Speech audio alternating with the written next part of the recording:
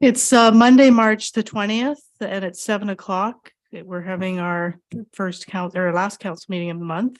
I'd like to welcome everyone who's in the gallery this evening. And I'd also like to mention all staff are in attendance, and we only have Mike Brody. Councillor Brody is absent. He's on vacation this week.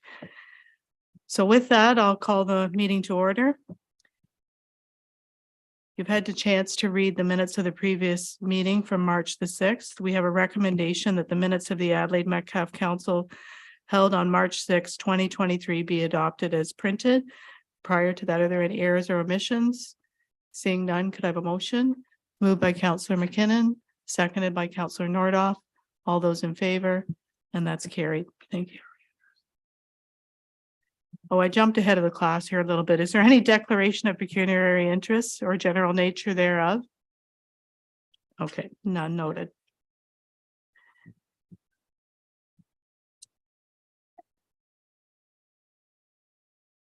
So we are now going to enter into a public meeting. And we have a recommendation that council convene into this public meeting to hear the official plan review of the 5-year review presentation and application for zoning bylaw amendment Z03-2023 at 7:01 p.m. Could I have a mover? Moved by Councillor Kingma, seconded by Councillor Nordoff. All those in favor, and that's carried. Thank you. The purpose of the following public meeting and committee of adjustment are to give council, the committee of adjustment, and the general public an opportunity to hear all interested parties with respect to the applications being heard this evening. The public is advised that comments expressed and written material presented are a matter of public record available for full disclosure.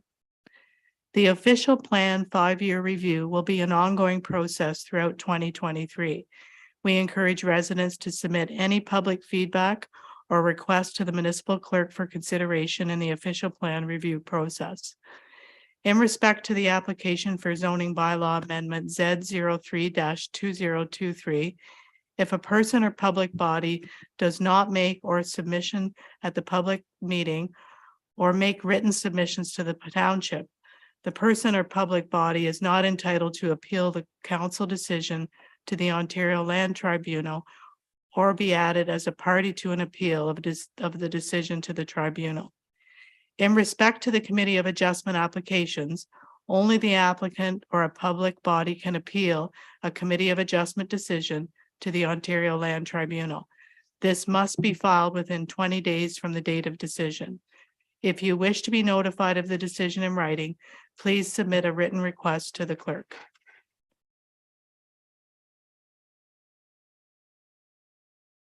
So at this time, I'll turn the meeting over to Abby Heddle-Jacobs and Aaron Besh with respect to the official plan.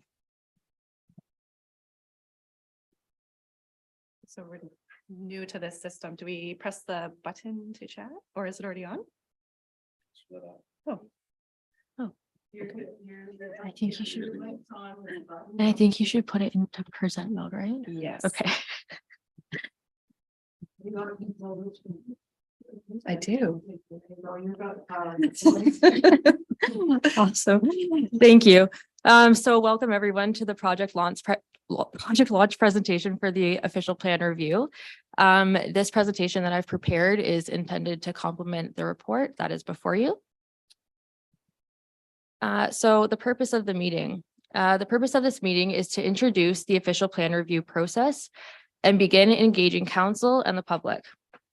To inform members of the community about areas and themes where land use policies are being reviewed, and to answer any questions about the process and provide an overview of the work plan. So what is an official plan?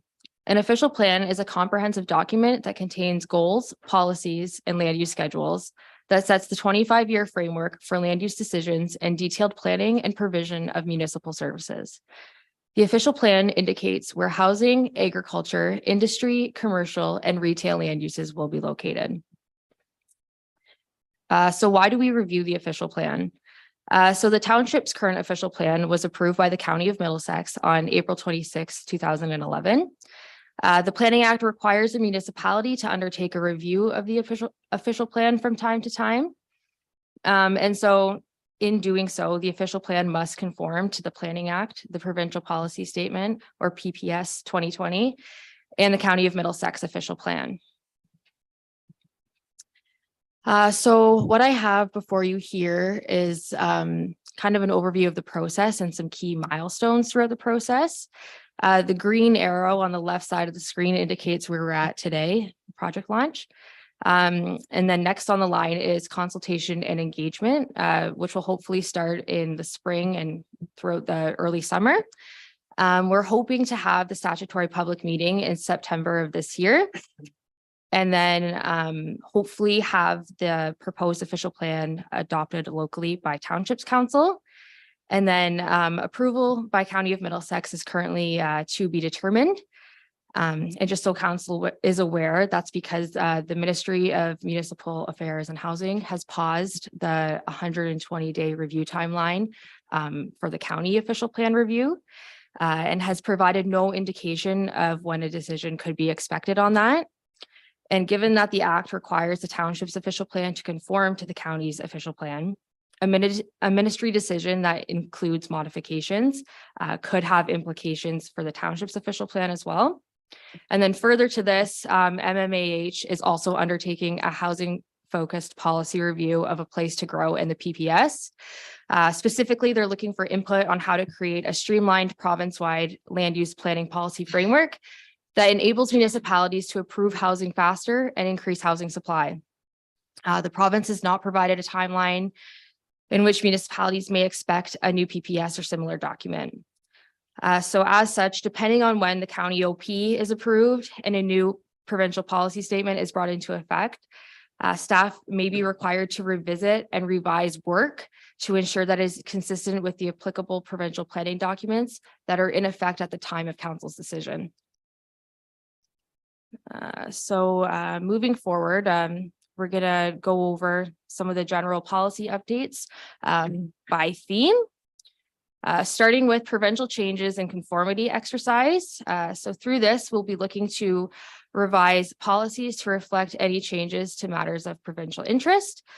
So Section 2 of the Planning Act outlines matters of provincial interest, and they are amended every now and again just to address emerging issues or new and upcoming trends. So a good example of some of these more recent matters of provincial interest would be something like climate change or affordable housing. We would be looking to add a land acknowledgement and references to First Nations consultation, which is now required by the PPS. We'll be looking to amend policies to include any changes resulting from some of the recent provincial housing bills, because we've had a few of those in the last few years. So this could include some site plan control implementation changes, as well as additional residential units, which I will expand upon further in my presentation. And then we would also be looking to amend policies to include any changes resulting from the county official plan review as well. So our next theme is settlement areas. So we will be looking to address changes in policy requirements for the expansion or adjustment of settlement areas. This will also include a land balance analysis or comprehensive review in which we will review the township's land needs. And then we will also be implementing updated population and housing projections, which was done through the county official plan review exercise. And so from a land needs perspective, this will include a review of the township's comprehensive review background report that was prepared by Finlater and Associates in 2022, just to ensure that the conclusions of that report remain relevant and that the requirements of the PPS and county official plan are met. And so this analysis and review of this report will be expanded upon in a subsequent background report, a content chapter of that background report, which will be provided later on in the process. So our next theme is housing. So additional residential units or ARUs, we'd be looking to permit those in settlement areas and potentially agricultural areas should council wish to do so. So changes to the Planning Act that were implemented through Bill 23, which was the big provincial housing bill at the end of last year, allow for ARUs on all parcels of urban residential land, which are lots within fully serviced settlement areas as of right, so without the need for a planning application. And Bill 23 also provides that ARUs can take the form of up to 3 units in a primary building, or up to 2 in the primary building and 1 in an ancillary building or structure.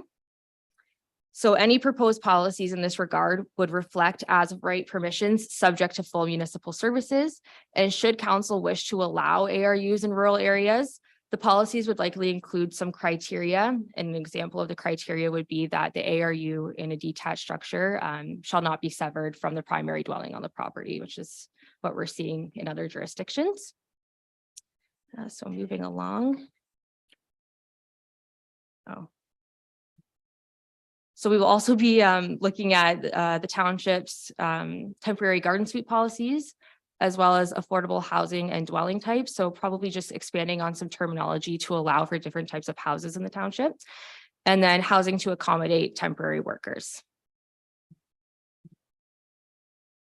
So our next theme is agriculture and rural areas. So we will be amending these policies to permit agriculture-related and on-farm diversified uses subject to criteria, which aligns with some of the changes to the PPS in 2020. We will be looking to revise criteria for surplus farm dwelling consents, and we will be reviewing and updating minimum distance separation policies if necessary. So our next theme is natural heritage and source water protection.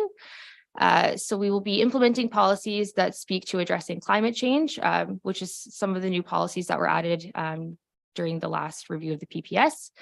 We will be updating natural heritage policies to further protect natural heritage features.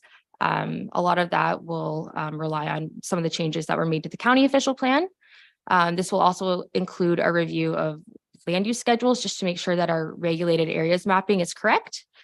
And then we will also be implementing updated source water protection policies.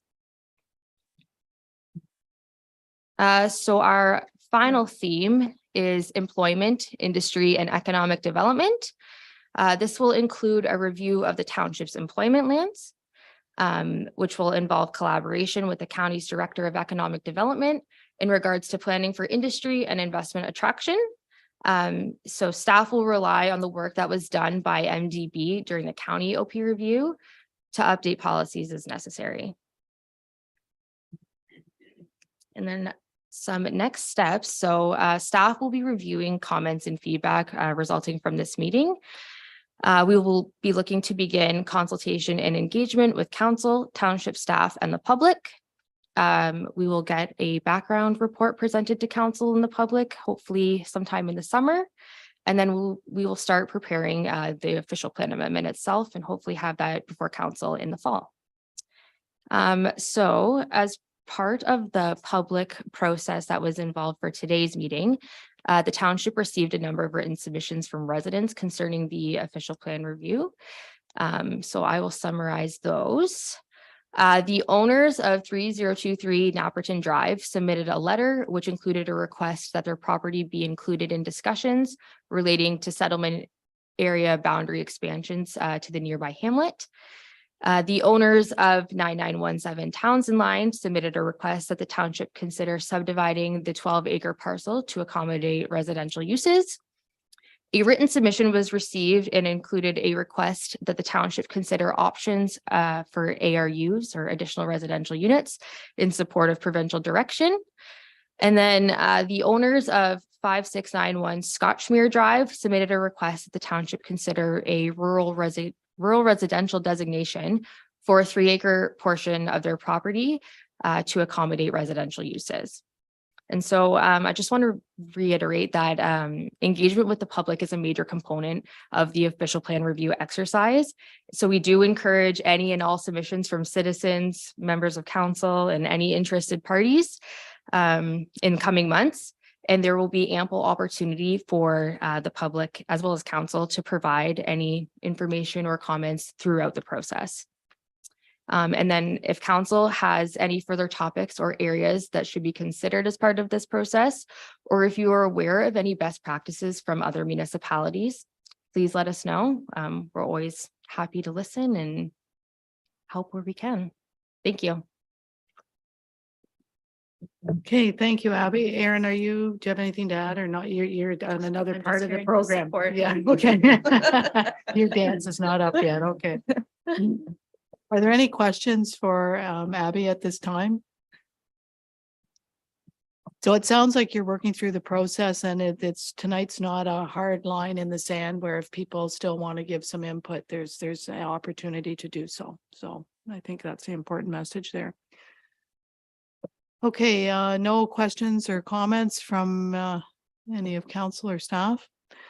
Seeing none, we have a recommendation that the subject report titled Official Plan Review be received for information, and further that in accordance with Section 26 of the Planning Act, staff be directed to proceed with the official plan review. Could I have a mover? Moved by Councillor Kingma, seconded by Councillor McKinnon. All those in favor? And that's carried. Thank you.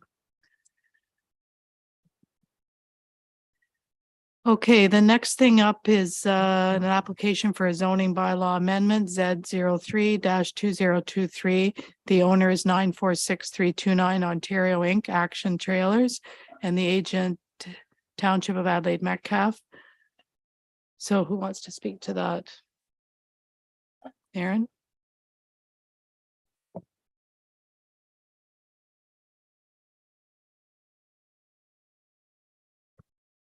Thank you, Madam Mayor. So the first application before council this evening is for a zoning bylaw amendment that is a little outside of the scope of what we would typically see for an amendment, such that this property doesn't actually exist within our zoning bylaw today.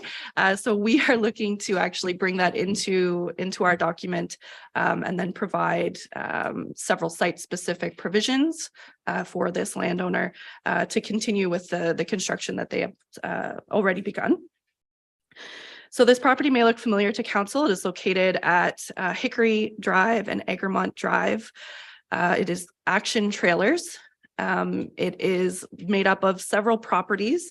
The triangular piece that I have highlighted in my location map is within the Township of Adelaide Metcalfe, and the piece to the east is actually within Middlesex Center.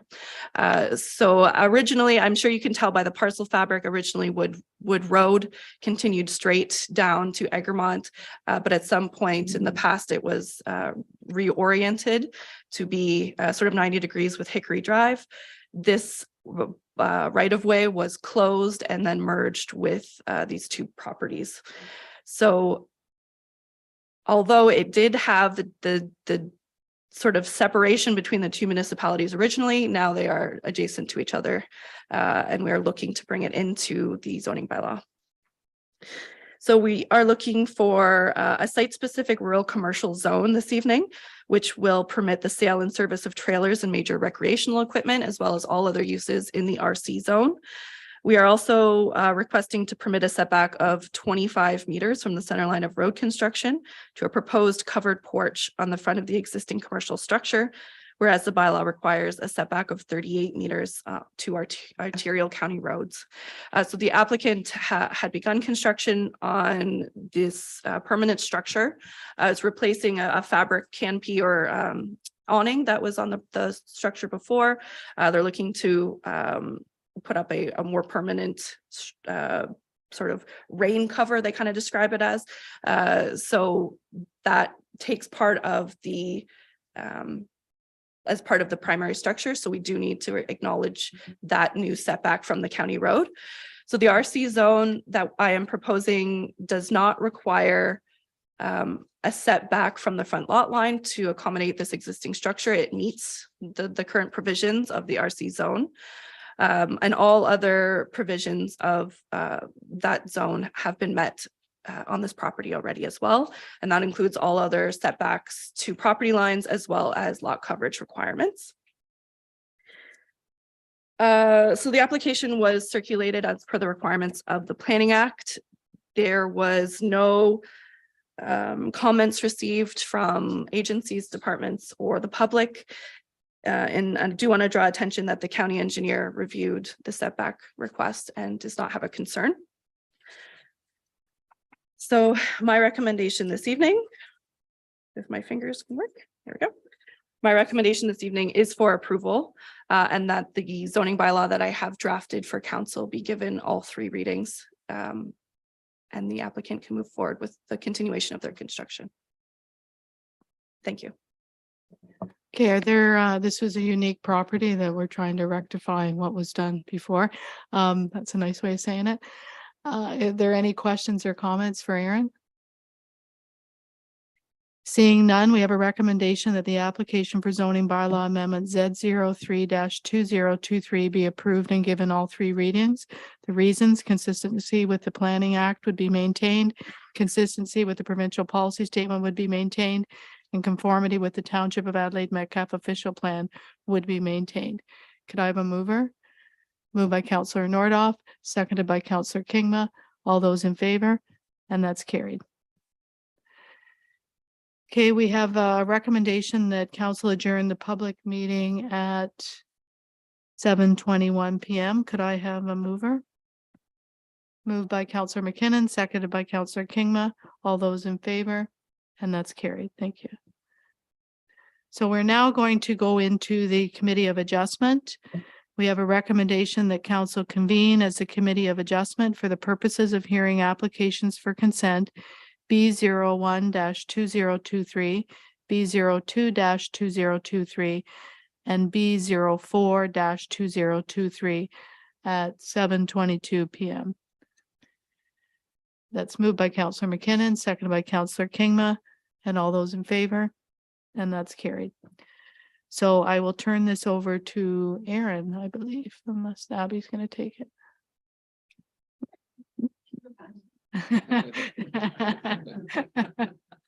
Just keep it on your toes. Thank you, Madam Mayor. The next application, again, for 1040 Melwood Drive. The applicants are looking to propose a surplus farm dwelling severance. The property is approximately 41.8 hectares in size and is located on the north side of Melwood Drive, just east of Sexton Road. The applicant is proposing a lot frontage of 150 meters and a lot area of 1.4 hectares or 3.5 acres in size. The lands to be severed contain a single detached dwelling, 3 sheds, and 3 agricultural structures, which are all are all to be removed, and that was indicated by the applicant themselves. Lands are privately serviced with individual septic and well. The lands proposed to be severed include 2 existing accesses onto Melwood Drive, which is under the jurisdiction of Adelaide Metcalfe. The proposed boundary lines would follow the existing tree line to the west of the dwelling, extend beyond the septic system behind the dwelling to the north. And the applicant has advised that the existing water well is located approximately 73 meters east of the dwelling. So it's difficult to kind of see, just that hold up a little bit. So the well is approximately here, I'd say. The lands, the farm parcel itself is in agricultural production. It does contain a portion of significant woodlands as well as regulated area from the St. Clair Region Conservation Authority, but it's not affecting the proposed severance. So when this application was received, I had been back and forth with the applicant's agent several times. This proposed size is in excess of something that from a planning perspective can be supported. It would be the largest severance or surplus dwelling that the township has actually completed. So you all know my stance on surplus dwellings. It's to be kept to the minimum size required to accommodate the dwelling as well as the private services and to protect the agricultural land and production. So that being said, so the application was circulated under the requirements of the Planning Act. Drainage superintendent drain reapportionment may be required, which is a standard condition. Chief building official wants to confirm that the septic system servicing the dwelling to be severed is wholly contained on the property, that the severed and retained parcels be cleared of any debris which would not meet the property standards bylaw, that the agricultural buildings be demolished and all debris removed from the property, and that the dwelling be confirmed to be habitable. We also received the standard comments from our Middlesex Standards and Safety Officer in regards to providing a new address, 911 address to the severed farmland. Enbridge did also comment their usual comment that there is gas lines in this area if the severance, if the gas line is made any different because of the new property boundary lines, that it's up to the owner to relocate those gas lines. So in my analysis, I did talk at length about my position on the size. In principle, I am supportive of the application in that it is a dwelling that is habitable, it is of a certain age, and that the agricultural buildings are proposed to be demolished. So that's, in keeping with our policies under the official plan. However, I do believe that and I'm recommending this evening that the property line to the east be brought approximately, what did I say here? 80 meters, reduced 80 meters in distance to encompass just the house as well as some additional land to the east. And that this portion of the property be kept with the larger farm parcel. My concern with that is that we have under the surplus dwelling zone, which is required to be rezoned, this property would be required to be rezoned to that. There is a maximum of 75 square meters for accessory structures. So that is really intended to be like a detached garage or a small shop and that sort of thing. This acreage of land ultimately is going to remain unused. A large shop, a large accessory structure is not permitted. There's no livestock that's permitted on this property under the surplus dwelling zone. So it's previously with the agricultural buildings that were there, that was the general use of this area. So I believe that that is the appropriate use of this space rather than including it into a surplus dwelling severance, that it would essentially be, a large lawn to maintain. So anyway, my recommendation this evening is for approval subject to the modification that I mentioned earlier, which is condition number 6 on my recommended conditions list. All other, so we have the standard conditions, the rezoning amendment, zoning bylaw amendment is required for not only the farm piece, but the severed lot. A new well would need to be established because, again, as I mentioned before, the well is in this general area. However, I do believe it to be the more appropriate, the reduction to be more appropriate and to have a new well be established, which is one of the conditions as well. The 3 existing agricultural buildings be demolished and debris removed from the subject lands, as well as the comment from the chief building official that the property be put into, to be brought into consistency with our property standards bylaw, drain assessment if required, septic review, new property addresses, and adequate and potable water. Thank you. Is the agent for the applicant, I know they're not here in the gallery, are they online? They're in Zoom? Okay, well, okay. Is he in there now? Yeah, okay. John, do you have anything you'd like to add to the, first of all, welcome to the meeting. And is there anything you'd like to add to this application? Thank you for the welcome. Sorry. I don't know if I can put my video on here. Hang on, we're just going to turn the volume up a bit. Yep.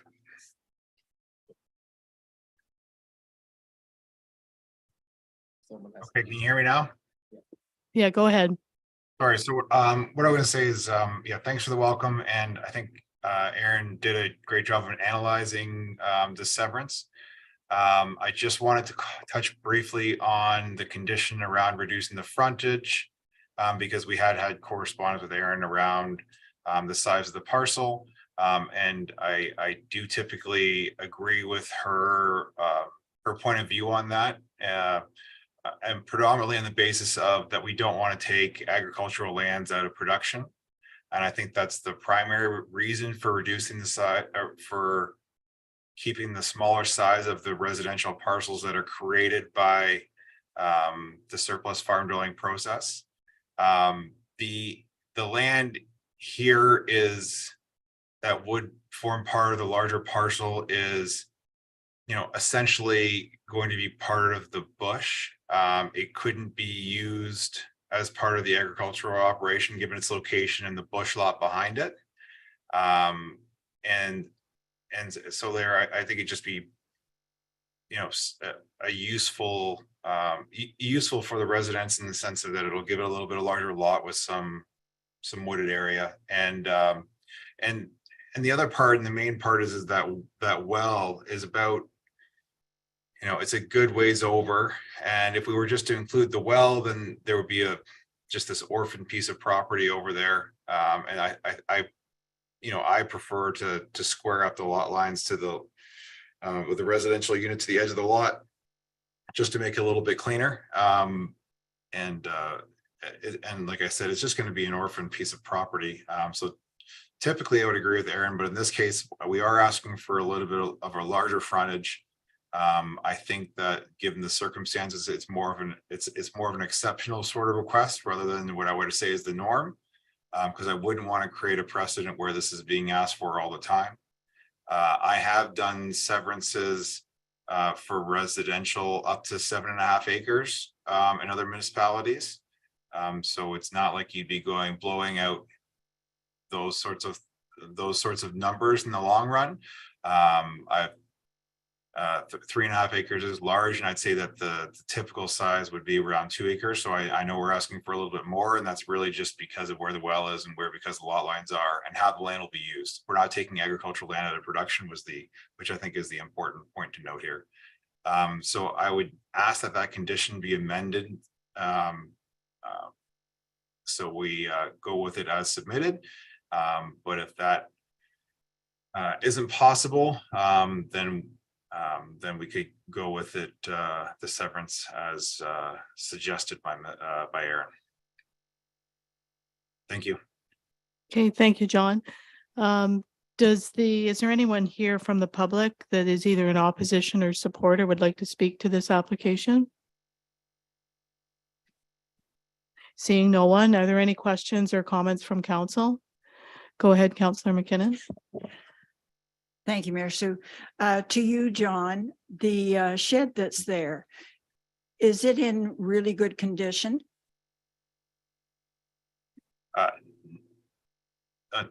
No, the sheds aren't in great condition. They've been used and abused for a number of years, and there's going to require a good amount of cleanup there. And the owner is looking forward to getting them cleaned up. Let's put it that way. Can you just clarify that? Are they in good condition or they're in poor condition? They're in, let's just say, medium to poor condition is my understanding.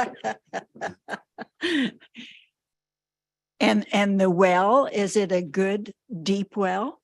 I believe it is a good deep well. That's what we've been told. The owner doesn't actually use it on a regular basis, but it's been around for some time. So I think they would just do an easement if they're going to have to not have that portion of the property included. Okay, thank you, John. Thank you. Any other comments or questions from council? Go ahead, Councillor Kingma. Thank you, Mayor Clark.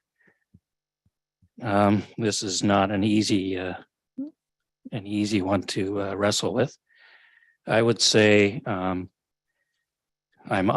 like to give the applicant quite a bit of what they request because they're the most familiar with what they're dealing with. So that drive shed that's on there, that's supposed to be torn down if we give you the 150-meter frontage. Is that right, John? That's correct. Okay, Sorry to, and I would just say, I think no matter what, all these buildings would have to get torn down. Um, because they're too close to the house and the parcel, and I don't think their condition is good enough that there's any extended value in having them around. So whether it's 150 meters or whether it's 72 meters, I think the buildings will all have to come down in any event. So there's not really any value in keeping them, unfortunately. okay, thank you. Aaron, did you want to add anything? Yes, thank you. As much as I'm against going against policies, to me, it just makes sense the way it's laid out on the map there now, because if you move the frontage west 80 meters, there's going to be 80 meters of relatively useless land there that can't be accessed by any farm equipment because of the bushes there. So I'd be happy to approve it the way it is on this map with the full frontage as applied for. And sorry, Aaron, I kind of concur with these people as well. They're not taking any agricultural land out of production. You've always said it's nice to square off a lot because, and you know, whether that is a goodwill, I don't know if it's a deep one or a dug one that can be bored down, or I don't know any of that stuff, but I'd be inclined to support the request as well. So I have no other comments.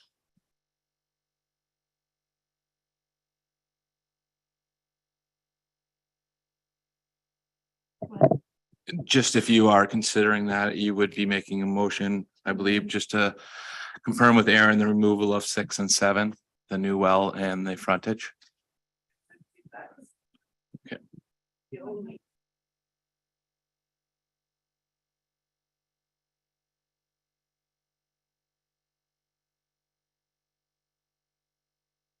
Okay, so what I'm hearing is you would like to approve the application with removing item 6 and item 7. Is that correct, council? If that's so, could I have a motion to do so? Moved by Councillor Nordoff, seconded by Councillor McKinnon. All those in favor? And that's carried. Thank you. Okay, John, you're free to go, and there you go. Thanks very much. I appreciate your time, Council. Thank you.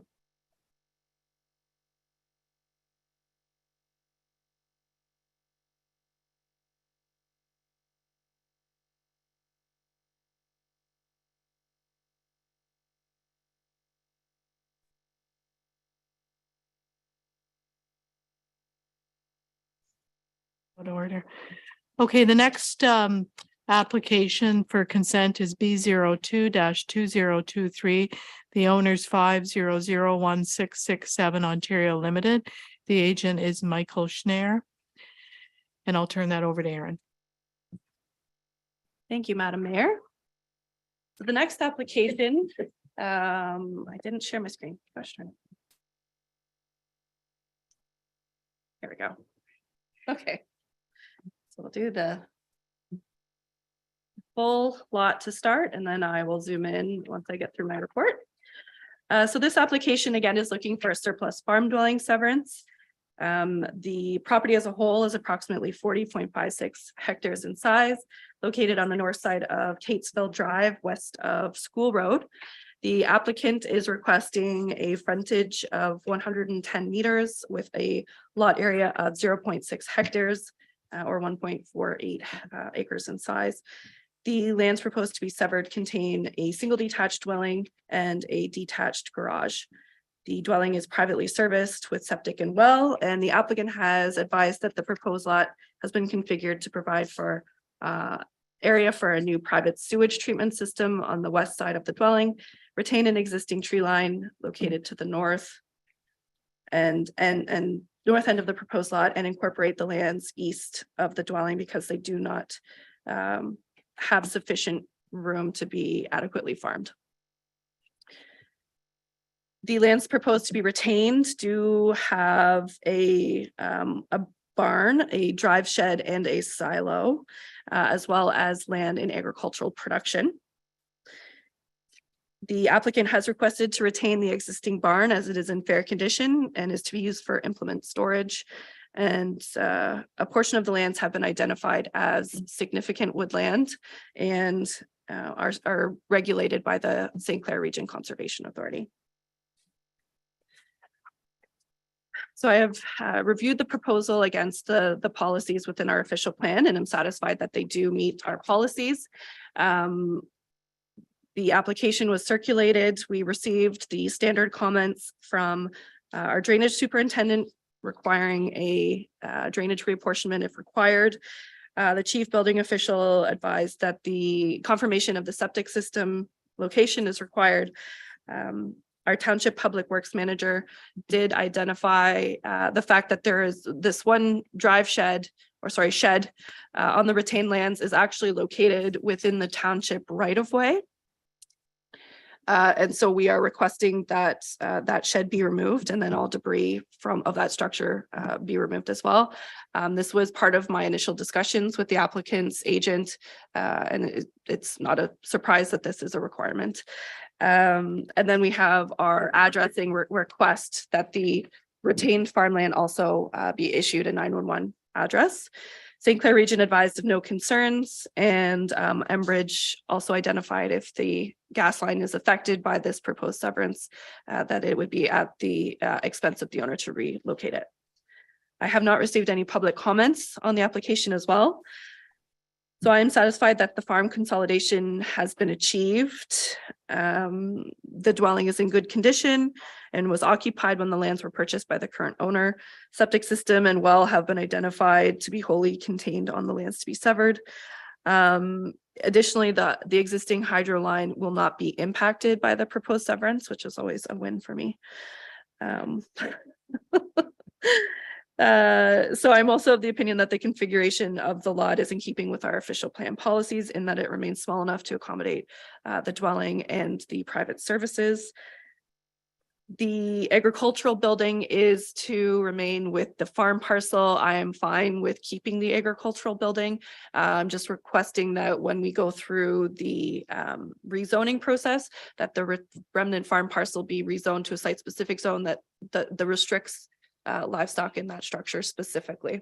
So livestock will still be allowed on the property, just not within that structure, simply because it won't meet the minimum distance separation going forward.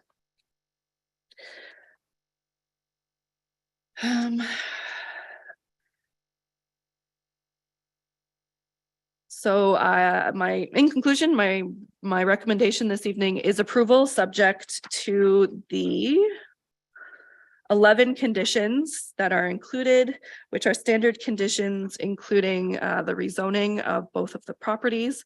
Again, that the rezoning include prohibition of livestock in the existing barn, that the shed within the township right-of-way be removed and the site cleared of all material and debris.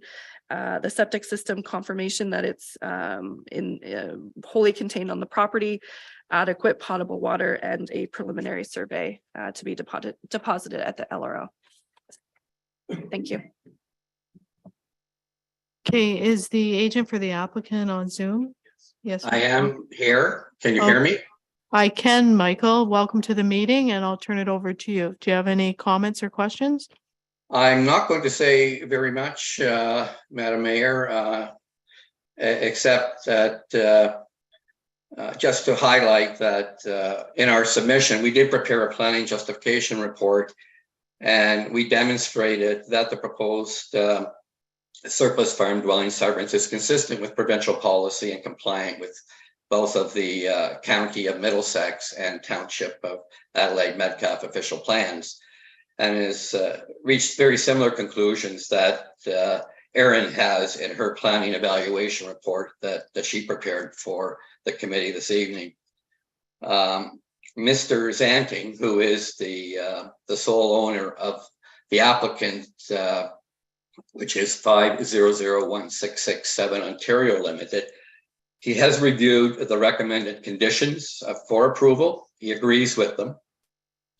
The only comment that I would make is Aaron had just alluded to the drainage superintendent's condition with respect to perhaps a need for drainage apportionment. I didn't see that in the list of 11 conditions. I would suggest you might want to add that in to the list. Otherwise, my client is happy with the position that's been taken by the planner, and we look forward to the committee's consideration. Okay, thank you, Michael. Is there anyone in the gallery that would like to speak to this application? Seeing none, we have a recommendation before us, but I think, Aaron, if given the chance, you'd like to add another condition, the drainage apportionment. Is that correct? Yes, please. Okay. So we now have 12 conditions, and I won't read them off again. So we have a recommendation that the application for consent B02-2023 submitted under section 53 of the Planning Act be granted subject to the now 12 conditions. Could I have a mover and a seconder? Moved by Councillor McKinnon, seconded by Councillor Nordoff. All those in favor? And that's carried. Thank you for attending, Michael. Thank you very much.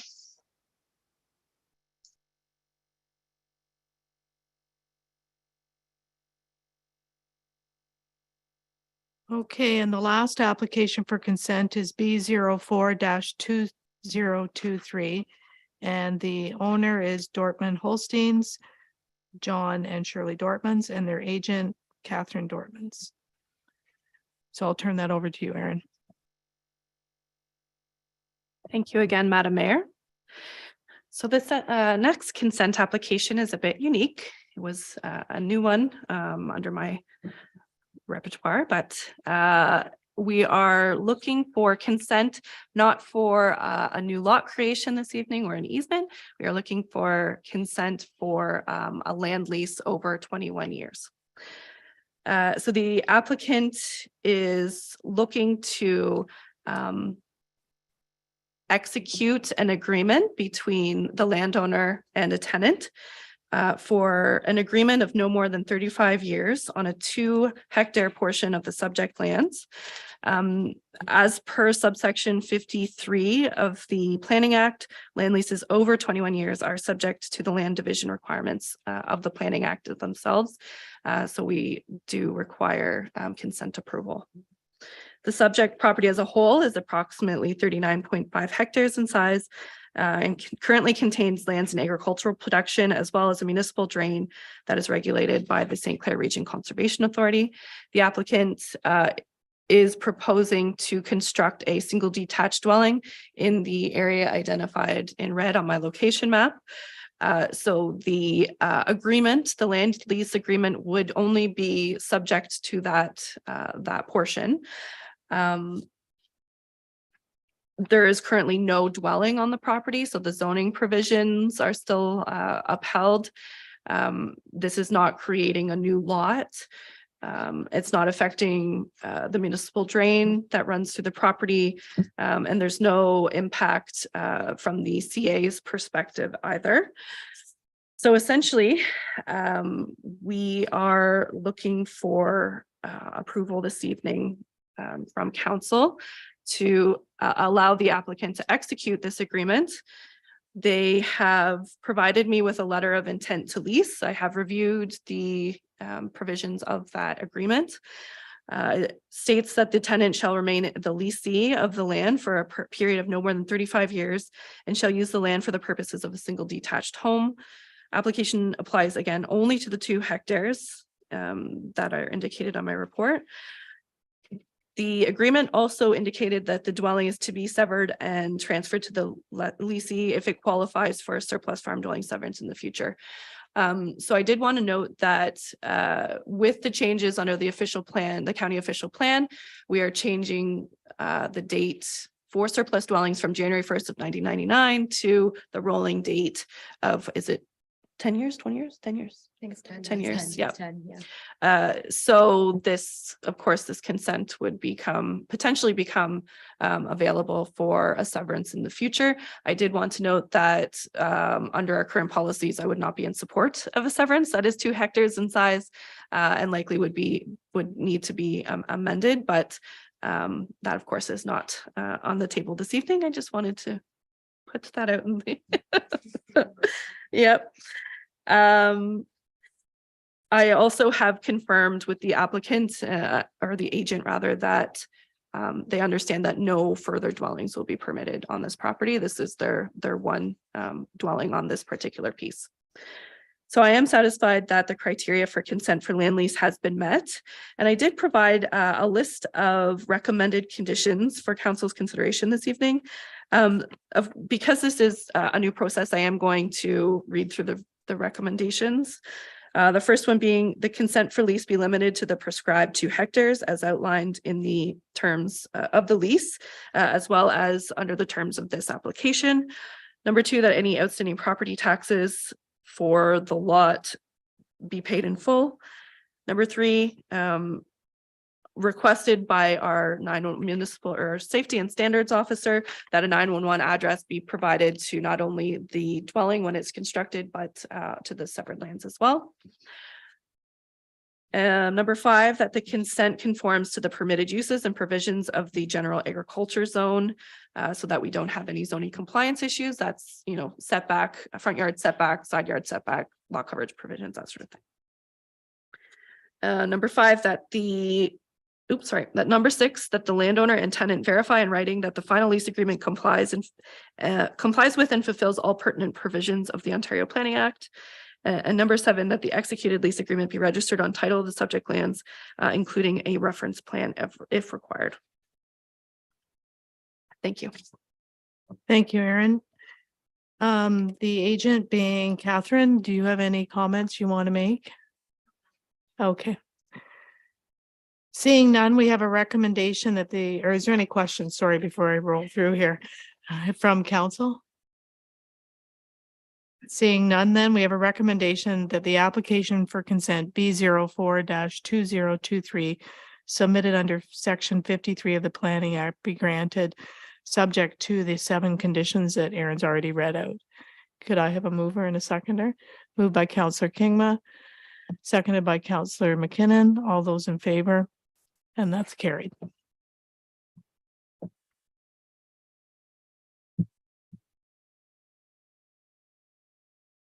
Okay, we need a motion to adjourn the Committee of Adjustment at 7:53 PM, moved by Councillor Kingma and seconded by Councillor Nordoff. All those in favor, and that's carried. Thank you. Abby and Erin, thanks for coming out. And we'll be seeing more of you, Abby, as we move through the official plan process. Yeah, that's your lane. And thanks to those in the gallery that came. If you want to sneak out, you can. You don't have to sneak. We'll let you walk.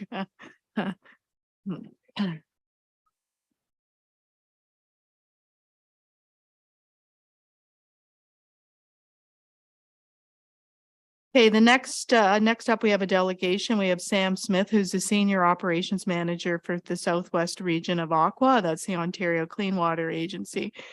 And yeah, just take a seat there, Sam.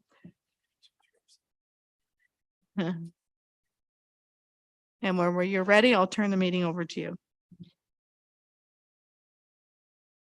Perfect, thank you. Just fire up my computer here.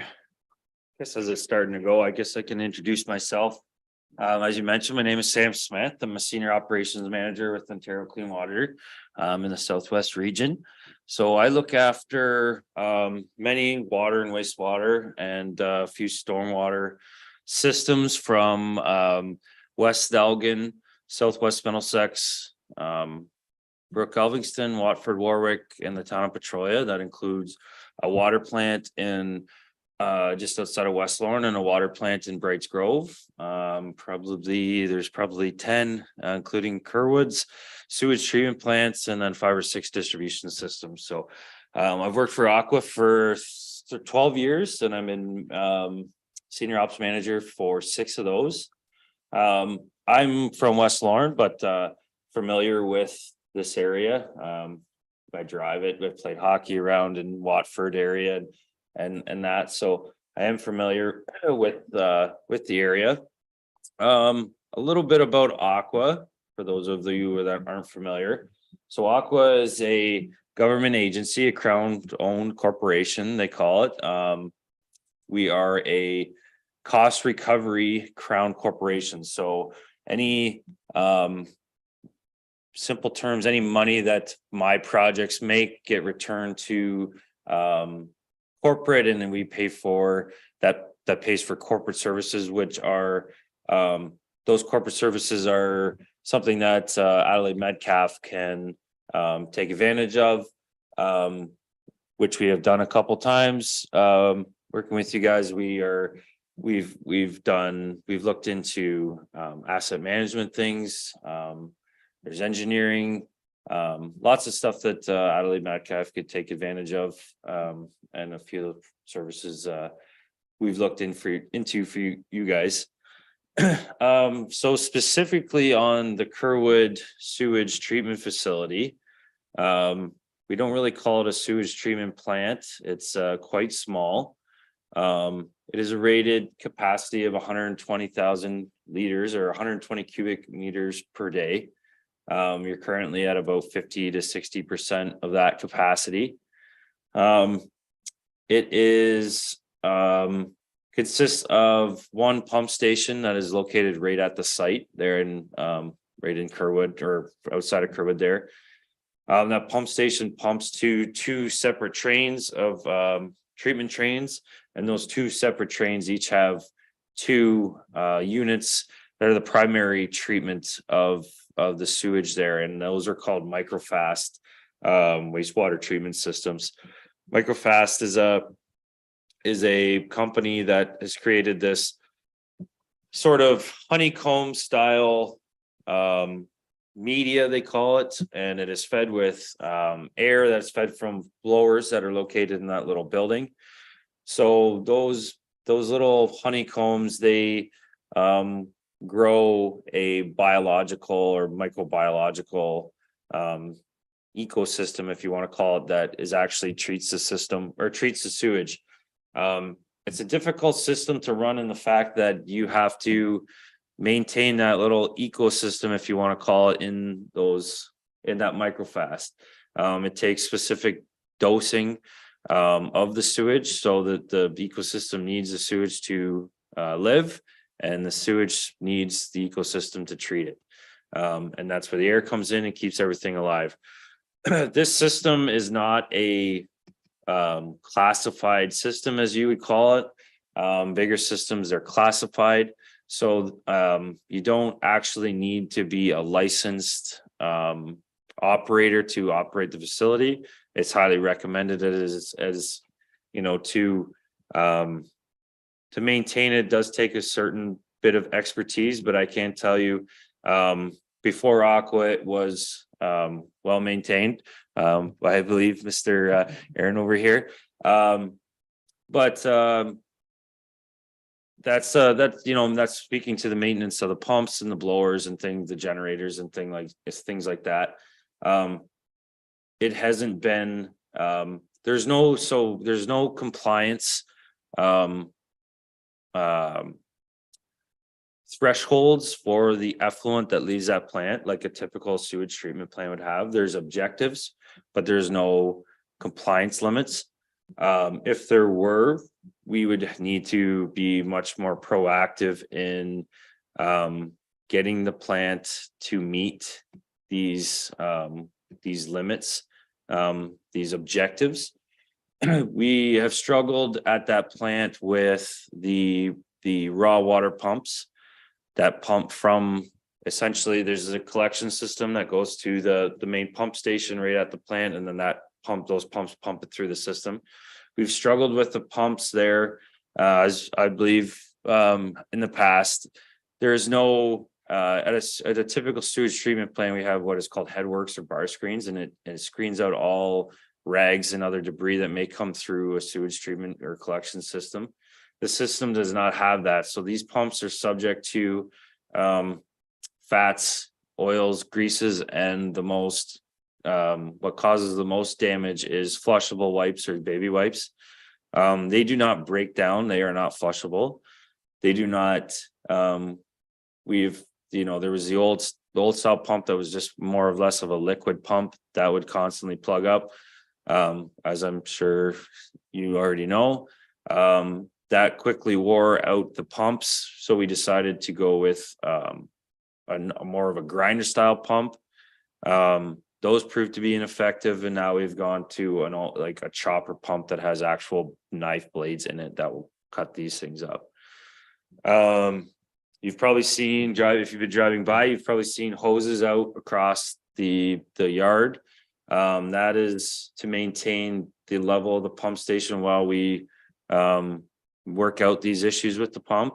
Unfortunately, we got a brand new pump and we were all excited and we thought finally we had it figured out, and it turned out to be a lemon of a pump. It lasted about 3 days and it failed. So luckily it's under warranty and everything is fine that way. It's been sent away. They need to confirm that was not no damage done by us or anything like that, which they will find quickly that it wasn't. So now we're waiting for that pump. So that's why those hoses are out there. We'd like to be able to get this plant within these objective limits, and we feel that once this pump comes in, we verify that this pump is going to be the one that we want. I'll be asking for the purchase of a second one to run these both trains properly, and these microfast systems are dosed properly as per the manufacturer's recommendation. Aqua's been in contact with Microfast and asking why these units aren't working properly, and they say that it is all about the dosing, the liquid amount, the amount of liquid that's getting put on them. So we're confident that once we get these pumps figured out, that we'll be able to get these systems in and getting the effluent below the objective. In the meantime, we don't we're stewards of the environment. We know we're not dumping raw sewage out the door. There is an aspect of treatment going on. There's settling. There's still air being added to the system, so that we call it dissolved oxygen. That's being sent out. I forgot to mention, after these microfast systems, there's also a weeping tile out in the field there, so that provides more treatment. And it's by the time it gets into the receiving stream, it's not like we're dumping raw sewage. So we're able to maintain that. What else? I think that's about it. I mean, it's the facility. When we took over the facility, it was clear that it was well maintained. It's just the furthering of these raw water pumps that we're trying to get. We're trying not to make fast, expensive decisions. We recognize that there was pumps purchased that didn't exactly work. Our goal is to reduce the cost to the municipality. So when we get called out per our contract, it's like $325 for a high level call out, which you would get if these pumps plug or fail. The pumps that we purchase are about $5,000. So you can figure out the buyback there. It's never going to stop the high level call outs, but it'll greatly reduce them. So there is a buyback to purchasing these pumps. And that's ultimately our goal. We don't like getting called out in the middle of the night to go pull a pump in Kerwood. So it's not the greatest thing. Again, as you probably know, usually when they get called out, it's pouring down rain and yeah, it's not a fun thing. So that is our goal. That's what Aqua does. We don't, we strive, we're mandated, we're regulated to maintain compliance of facilities that we operate. And that is the ultimate goal to do in Kerwood. So yeah, we'll get it there. Okay, thanks, Sam. Does anybody have any questions for Sam? Go ahead, Aaron. So you're saying that we don't have to meet the CFA? Yeah, so sorry, the C of A does have objectives limits. So in these C of A's, typically what you would see at a sewage treatment plant is you have limits and objectives. This C of A only has objectives. So we have to provide an annual report to the MECP, which we do as part of our contract, and we have to tell them the amount of times that we have exceeded these exceedances. In a typical one, you have limits, which would be called, if you exceeded those, it'd be called a non-compliance, and you would be reporting that instantly to the MECP. This does not have those requirements, just objectives.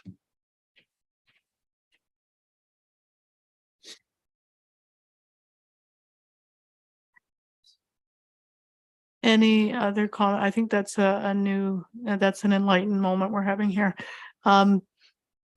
Any other comments?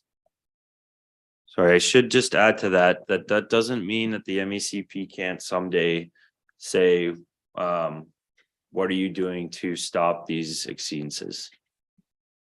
They do review, like I said, we do send an annual report to the MECP and it is reviewed. But from what I understand is that this plan has been over these exceedances for quite some time. I'm not an engineer and I don't know a lot about the wastewater plant there. I understand numbers about capacity and where we're at. So how many other treatment, we won't call it a treatment, the wastewater plants, how many of those do you have that would be similar that Aqua looks after? I don't look after any other facility that is like Kerwood's. Okay. It's I guess I'm wanting to know how unique is it? it's very unique. It's more of a it's almost like a glorified residential sewage treatment plant, Okay. where like residential as in one house would be on it. From what I understand, they're larger and there's 4 of them, where typically they'd be a bit smaller and there'd be 1 for one household. These are quite a bit larger and there's 4 of them. Okay, so because I was thinking this chopper pump, like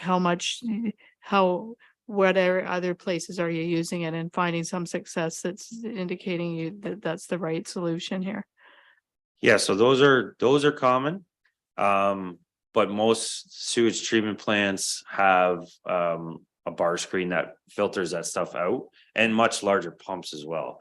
Like these pumps are just little tiny orifices with little tiny impellers in them, where a typical, like, so let's take West Lawrence for example, has like 75 horsepower pumps that can chew through that stuff, and at least not even chew it up, but it just goes through it and spits it out, where these ones are just little. So it's like a Little garbage sub-pumps. disposal, basically. Oh, yeah, kind of. Yeah. So why wouldn't we ramp that up to alleviate the problem? Something a little that's, Because there's also existing infrastructure that these pumps have to go to. So you're not pumping it very far, so you don't need that energy to pump it. You just need something that either stops those regs and stuff from coming in, which is expensive, or put in these grinder pumps, was just a little bit more expensive. Like if we were going to talk expansion or something like that, that would be the first thing that would be probably recommended, is some sort of headworks to install into that plant to stop these regs from coming in and stop them from before they get to the pump.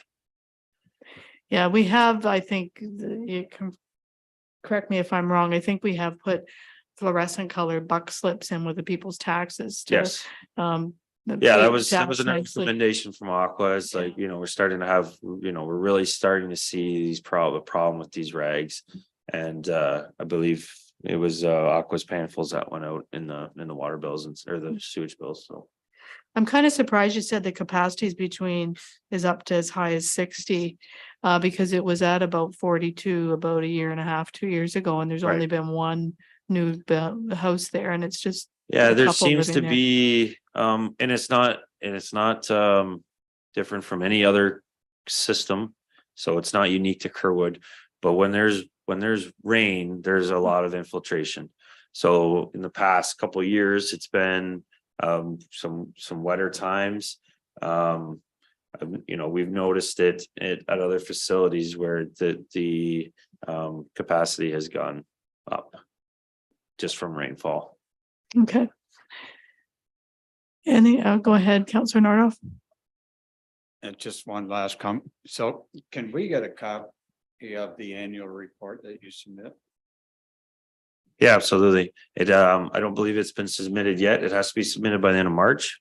And I believe probably Morgan and Coulter would be tagged in that email when it gets sent. So at that time, you can Share send it that with out. council. Yeah. Okay. That's a good suggestion. Any other questions for Sam? Comments? Okay, well, Sam, thanks for coming to go through all of that. I know this is my second term on council and we didn't have as much information as we got tonight in the previous council, so I appreciate you coming. Yeah, thanks. Thank and you for having providing me. that We're information. we're willing to come anytime and speak. I know starting in 2023, we're going to be providing a quarterly kind of operations report to Coulter. And if there's any questions that come out of that, I'm more than willing to. This is not uncommon for me to come and sit in front of council, so I don't mind at all. Yeah, and I have to add that most of council attended the Aqua meeting in Glencoe, so Good. even though we don't provide water to all of our township, we're at least been made aware of the importance of and what to look for. So Yes, we that's a appreciate good, that. very good course as well. So. Yeah, it was very good, and I think everybody got a lot out of it. So thank you. Okay, so you're off the hot seat, and thanks again for coming. We really appreciate it.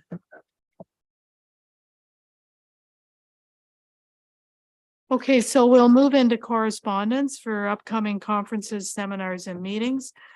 Our next meeting will be Monday, April the 3rd at 7 p.m. And then there's the Good Roads Annual Conference from April 16th to April 19th. So the meeting that typically we look at planning applications won't be on the third Monday of the month. It'll move to the Thursday, April the 20th.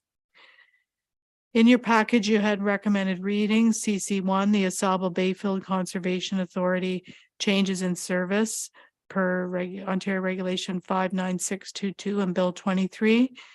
CC number 2, Asaba Bayfield Conservation Authority Board of Directors AGM minutes from February the 16th. CC3, St. Clair Region Conservation Authority legislative and regulation changes affecting conservation authorities. And CC number 4, the County of Middlesex, there's a letter from the warden regarding the OPP Mobile Crisis Team Funding Extension. Excuse me. And then we have, for action required, we have a resolution CC5 from the Township of Moonbeam extending a moratorium on pupil accommodation reviews.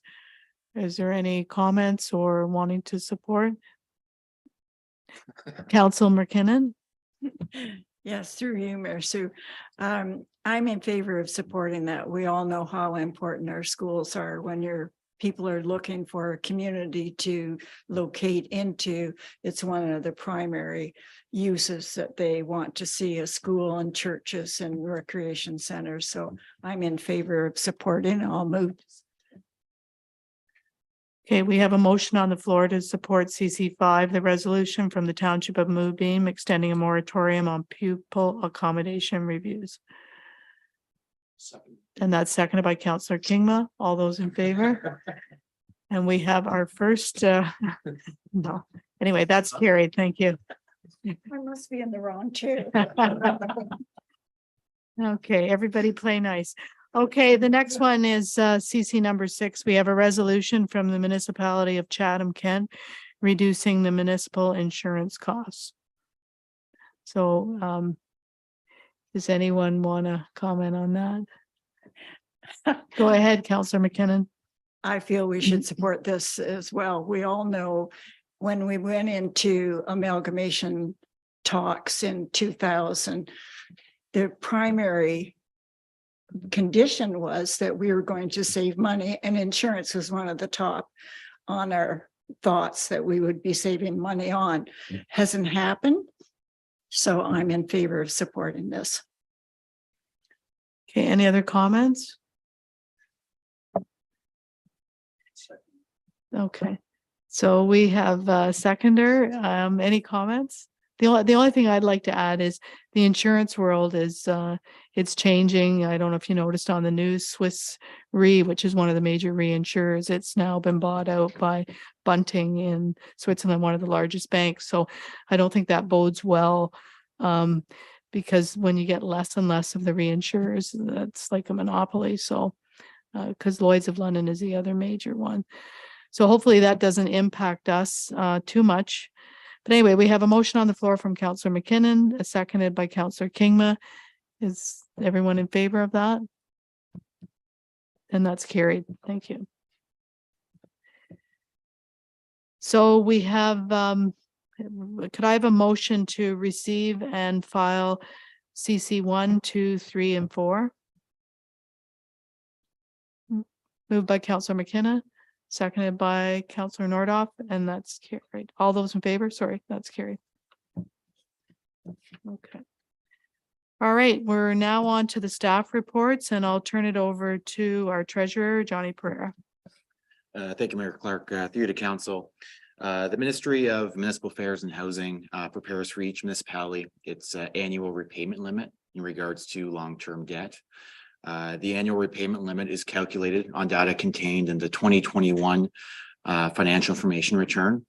It represents the maximum amount the township had available as of December 31st, 2021 to commit to payments relating to long-term debt and financial obligations. This limit is calculated at 25% of our own source revenues. So based on the calculated amount, the township has capacity to borrow an amount that would result in payments equal to or less than $1.2 million effective January 1, 2023 after the necessary adjustments. Based on the information presented, the township does have sufficient borrowing capacity. The recommendation is to receive the report as presented. I'd be happy to answer any questions you may have. Thank you, Johnny. Are there any questions? The good news is we're not borrowing for anybody watching online with the interest rates the way they are, and we're very fortunate. Seeing that there's no other comments, we have a recommendation that the 2023 annual repayment limit report be received. And that's the motions made by Councillor Nordoff, seconded by Councillor Kingma. All those in favor, and that's carried. Thank you. Next thing on our staff reports is the sign bylaw fee bylaw amendment. So I'll turn that over to our clerk, Mr. Barnier. Thank you, Mayor Clark. Through you to members of council. Pretty straightforward. With the municipal or the township has been acting in absence of a signage bylaw for some time. And I do actually get calls monthly, either from a resident or from our own building staff wondering about regulations behind buildings or signs. There have been some tricky ones that we've had to answer, and just recently there was one that would result in a giant sign that we've kind of brought down in absence of the bylaw. But it is a pretty standard bylaw that I think the municipality can use. And to be consistent with the building and in discussions with them, it's much easier for them to work with something they know, just like our building fees and our upcoming building bylaw. So in a matter of consistency, we kind of took the template from Middlesex Center, massaged it a bit. There's also a fee amendment required to add signage permits onto the fee bylaw. And if there's any questions in that regard, I'd be more than happy to answer. Any questions for Mike? Councillor Kingma? Yeah, I agree, Mike, that it's time for a sign bylaw. Section 10.2, election signs. We're required to take them down within 24 hours of voting day. Do we need to take a vacation day to accomplish that, or should we stretch it out to 72 hours like so many other municipalities? Some of the language was from Middlesex Center with their update when they just recently made amendments to their sign bylaw before the election and added those in, but I'm more than happy to accommodate that change to add in 72 hours before sign. That's not a big deal. I think it gives a little extra time. It sounds like by everyone nodding their head, that's the recommendation to amend that to 72 hours. Yep, no problem. I know in some municipalities, it was weeks and weeks before some of the signs came down, so I think we do a pretty good job in this municipality. But I think it's been long overdue with the development of 81 Highway. And if there's any other areas that are going to have any commercial, there should be some sort of rules as to what kind of sign can go up. So, and if a fee collected, so. Okay, so if there's no other questions, we have a recommendation that council approve the sign bylaw as attached and approve the regulation of signage through the implementing bylaw with the minor change to 72 hours. And that council approve the fee bylaw amendment as attached and adopt a flat fee for sign permits through the implementing fee bylaw amendment. So could I have a mover of that? Moved by Councillor McKenna, seconded by Councillor Kingma. All those in favor? And that's carried. Thank you. Okay, the next thing on our agenda is the community improvement plan, and I'll turn that over to our CAO, Morgan Calvert. Thank you, Madam Mayor. In front of council today, we have a KIP implementation report. So back in October of last year, council approved a community-wide community improvement plan. We figured at the time that we would use the budget process to determine what level of funding we would provide the community improvement program. And that's in the ballpark of about $10,000, I believe. Yeah, Johnny's giving me the heads up. So within the implementation and administration of the program, there's a couple of things we have to do tonight. First and foremost, we'll talk about the program availability or timing. So it's thought that we would leave it open year round. This just allows essentially businesses to apply when they need to, not when we need businesses to apply. So it's more of a business friendly program delivery mechanism. It also allows me, Mike, Coulter, or Johnny, or council when talking to businesses to use it as an economic development tool. Listen, we got this KIP. It's got these specific programs that are activated, and do your best to apply because we want to see this program leveraged throughout the year.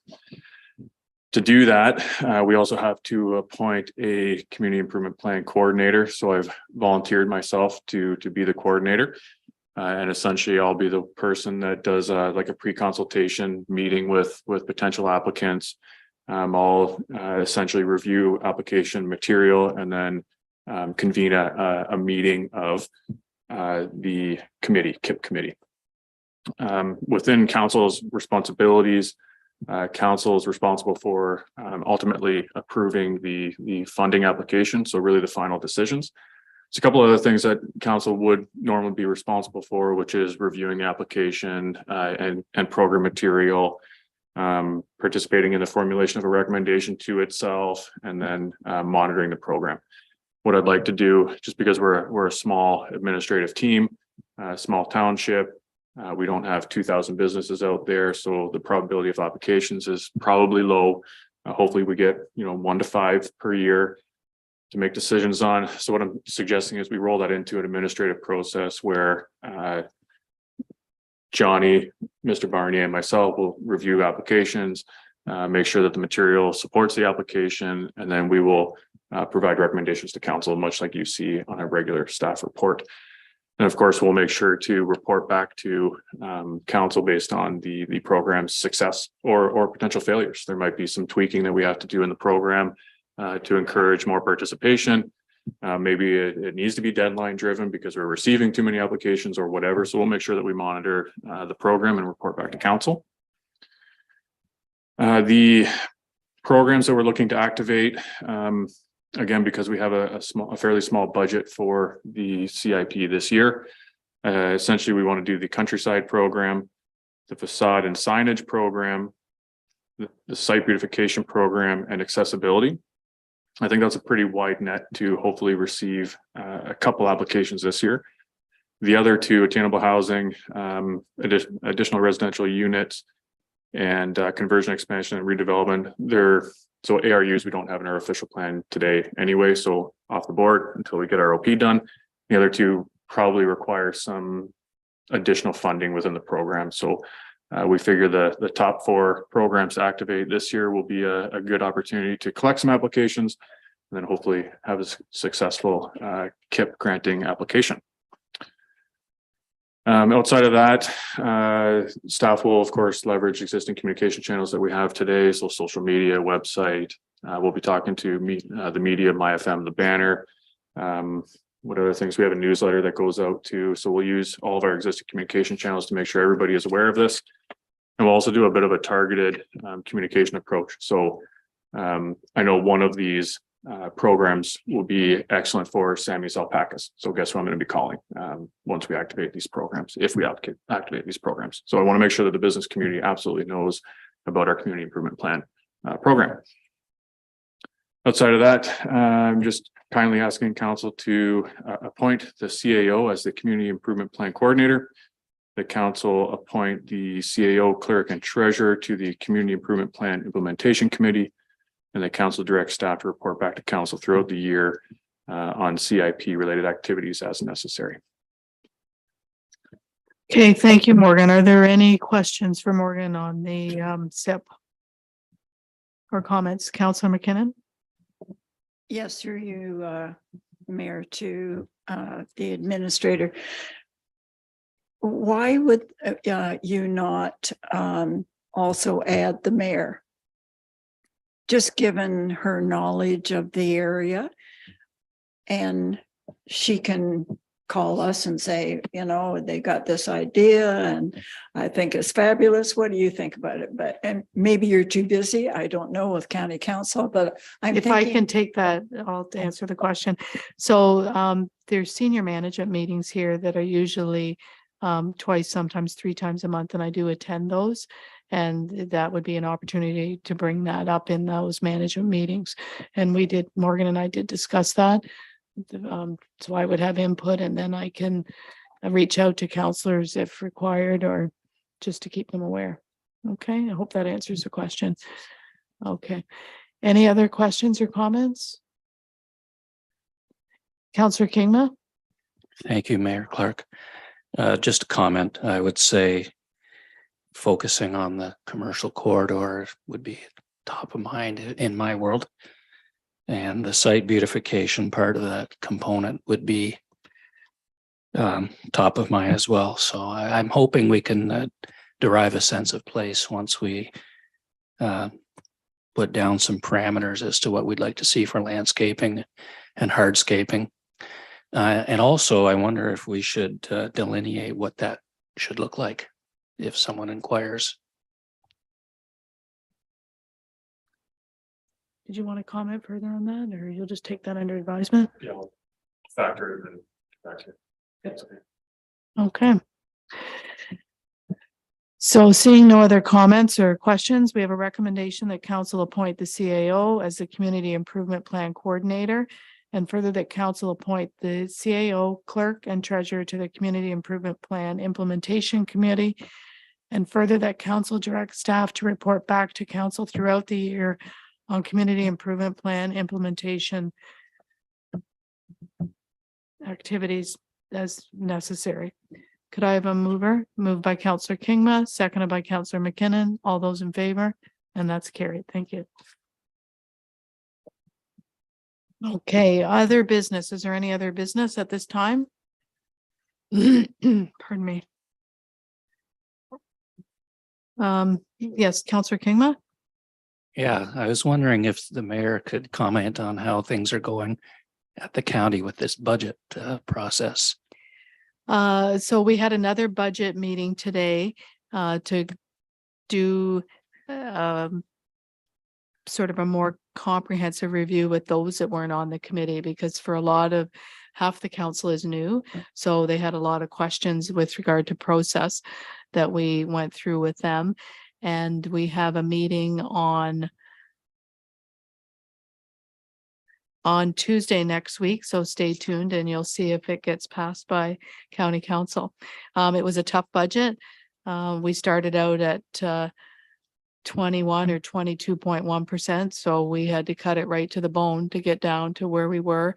Coulter, you can appreciate are the largest with not just our municipality, but with the county are the roads, and asphalt has gone up incredibly, and that's we have to maintain our infrastructure. So that's one of the challenges. I can probably better, I don't know how much I'm allowed to say until it's passed, so we'll keep it at that for now. One thing I'd like to remind anybody watching is that on Wednesday this week, the 22nd, and Thursday, the 23rd, if you recall, there's the hydro project, the Longwoods to Lakeshore. There's a public meeting in Glencoe at 268 Curry Street on the 22nd from 5:30 to 7:30. And then on Thursday, the 23rd, from 5:30 to 7:30, there is one at the Caradoc Community Center in Mount Bridges at 565 Lions Park. So the affected areas basically run from, it's all of Southwest Middlesex down the Longwoods Road there, over to the town line on Innadale, including that, and keep coming north to Calvert, down Calvert as far as Brook Alvinston. So for any of the ratepayers that are in that area and you'd like to know a little bit about more how you could possibly be effective, it's not likely they're going to go over that far, but they have to cast their net wide enough in case there's some sensitive areas that come up during the process. So that's just a reminder for that. And seeing no other business, then we'll move into our bylaws. We have a recommendation that bylaw 18 of 2023, the sign bylaw 19 of 2023, the fee bylaw for the signage, bylaw 20 of 2023, the zoning bylaw amendment for action trailers, bylaw 21 of 2023, the agreement with J&L Henderson Limited regarding the Morrow drain maintenance, and bylaw 22 of 2023, confirming March 20th, 23 meeting received first, second, and third and final readings. And that's moved by Councillor Kingma, seconded by Councillor Nordoff. All those in favor? And that's carried. Thank you. So could I have a motion to adjourn this meeting at 8:33 p.m. moved by Councillor McKinnon, seconded by Councillor Kingma. All those in favor? And that's carried. Thank you.